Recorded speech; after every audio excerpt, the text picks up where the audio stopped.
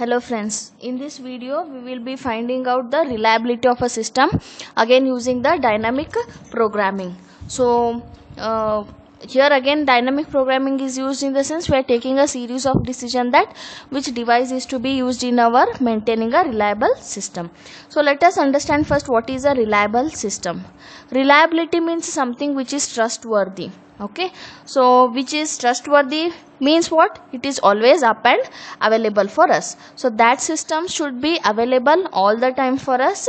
So such system we have to set up. So this system consists of n number of devices, that is D1, D2, D3, D4 up till Dn. It is going to consider n number of devices present into it. Each device will be having its own reliability. D1 is having its own reliability, D2 is having its own reliability, like that. Then each device will be associated with some cost also. Okay, so if we are using device D1, its reliability is 0.9 and its cost is C1, some amount. Okay, so reliability is nothing but it is varying from 0 to 1. Okay, so reliability value is varying from 0 to 1, just like the probability. So 0.9 is the reliability of D1. What does it mean? It means that D1 works up to 90%. There are chances that 10% it may fail. Okay, so reliability tells you the probability that the D1 device is working good and fine. So like that we are having here 4 devices. Cost associated is some C1, C2, C3 and C4 to it, and these are the reliability. So though these are the reliabilities of each of these devices, but what is the reliability of this complete system? Okay, this system is consisting of 4 devices. For example, suppose if I want to set up a studio. So if I want to set up a studio, what devices do you require? You may require lights, then you may require cameras, so you may require a room equipped with whatever equipments required for a studio. Suppose if you are using that studio for teaching, you require a blackboard, so this marker pen, so marker pen, blackboard, lights, cameras, these all are the devices. Each of them are having their own reliability and cost associated with them. So what is the complete reliability of this system? That is nothing but 0.9 raised to 4. 1, 2, 3, 4. So there are 4 devices. It is a product of all the reliabilities of all the devices. Product of individual reliabilities of all the devices. Pi of Ri. Pi is nothing but not 3.142 here. It is the product of all the reliabilities of the devices. So 0.9 raised to 4, that is 0.6561. So now you can see that even though the reliability of each of the devices is 0.9 here, the reliability of the complete system is very less. Is it not? It is just 65%, you may say. What is the rate that this system will fail? So this is of success. So what is failure? 1 minus 0.6561. Is it not? Probability of success is 0.6. Its failure is this one. That is nothing but 35.35. That is, there are still 35% of chances that this complete system will fail. Then how can we increase the reliability? Next question is, now we want to select a system or set up a system which is more reliable.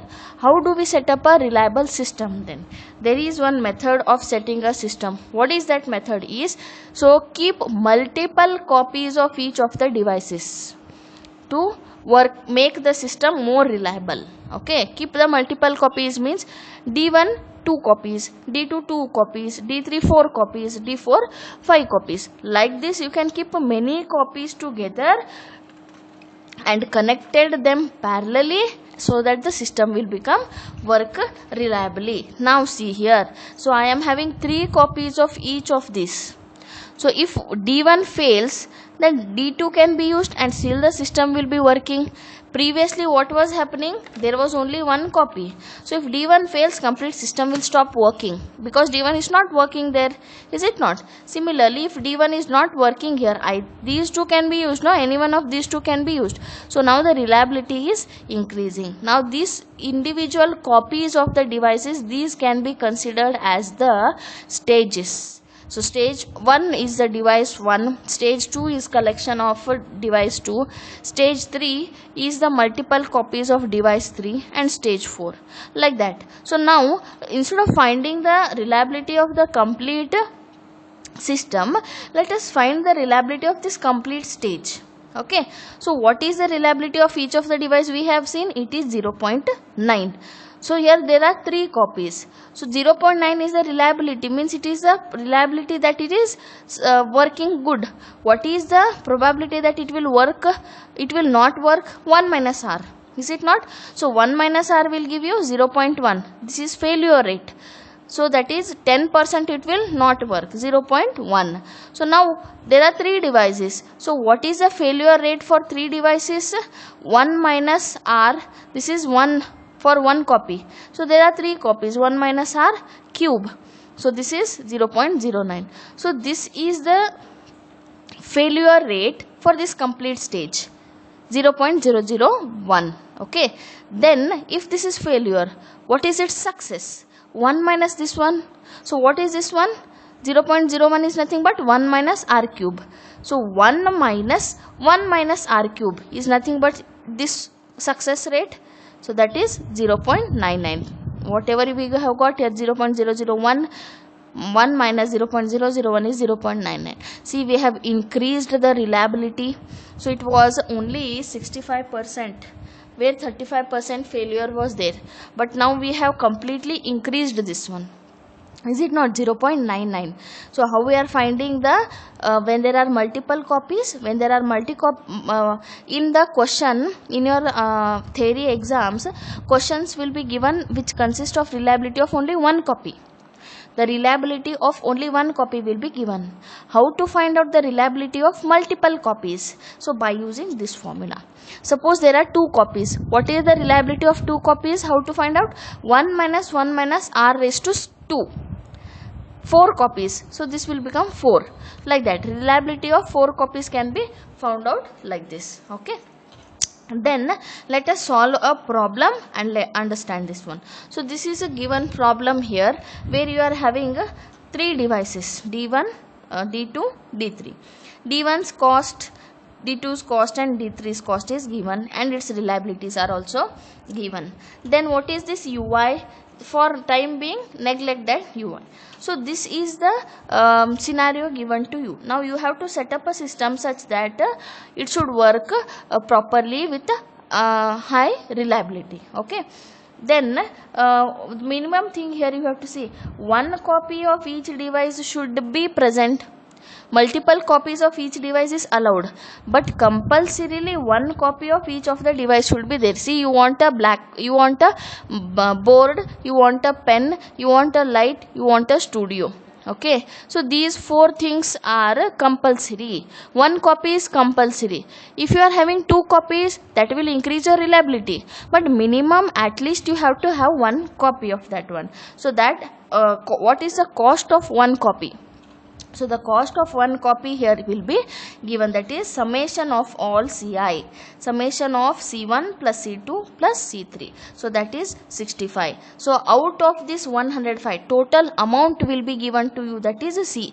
In this given amount, you have to find out a system with the maximum reliability and multiple copies. So out of 105, we have to invest 65 compulsorily for getting 1 copies of each of the devices. Okay. Further now, what is this UI? UI will tell you the upper bound. Upper bound means what? What are the maximum number of copies each device can be maintained? So here I have got 2, 3 and 3. How did I get this? So I have got it by, see, out of this 105, 65 is compulsory. So C minus this one. So 40 is remaining. from this remaining 40 you have to use this 40, you can say 40 rupees or $40. So you have to use this 40 rupees and get the multiple copies of these 3 devices. Okay, so how do you find this upper bound? Is by using this formula, C minus Ci divided by Ci. Okay, what is C? C is the total cost which is given to us in the question itself. Summation of Ci means we will be calculating here. Summation of Ci is summation of this and this we have calculated, divided by each Ci. So what is the upper bound of the first device? For device D1 its cost is 30. So C minus Ci we have already got, that is 40. C minus summation of Ci we have already got here 40. Okay, 40 divided by Ci. Ci means Ci is equal to 1 here, device 1. So its cost is 30. So how much will be the given here? So it is 40 divided by 30 plus 1, approximately it is 2, and we are taking here, this is the floor value. So if we are getting a 3.2, we are taking it as 3. If it was a ceiling value, even if you get 3.2, we are going to take it as 4. So that is the seal and the floor value. So now here floor value we are going to take. So like this we are going to find. Next one, device 2, its cost is 15 here. So and how to find its upper bound? Now what is C minus Ci? 40, its cost is 15. So 40 divided by 15, 2.6 we are going to get, plus 1. So 3.6 floor value means lower value, that is 3 we are going to take here. Similarly for this one, so its cost is 20. So 40 divided by 20 is this one, plus 1 is 3. So we have got the upper bound here. So that upper bound we have written here, device 2, 3 and 3. For device 1, 2, 3 and 3 we have written here. Now we have got the upper bound, means maximum. See this device 1 can have maximum of 2 copies. So device 2 can have maximum of 3 copies. Device 3 can also have maximum of 3 copies. This is the meaning of that one. Okay, so upper bound indicates how many copies it can have here. So now let us find out for each of the devices what is the reliability of 1 copy, 2 copies and many copies here. So for the set 1, so using the sets we are going to find here. So set 0 means here we are not taking any reliability, since reliability is going to be multiplied. It is product of all the reliabilities, is it not? So initial value, whenever we are going to take a product, it will be a 1 here. So if we are going to take a sum, initial value of that sum will be 0, but we are going to take here product, so the initial value here is 1 here. Then if you are not taking any of the device, what is the cost? Cost is 0 itself, is it not? So initial reliability I have taken 1 and we have not invested anything, so its cost is 0. So this is set 0. So this set 0 will become the base of multiplication of the other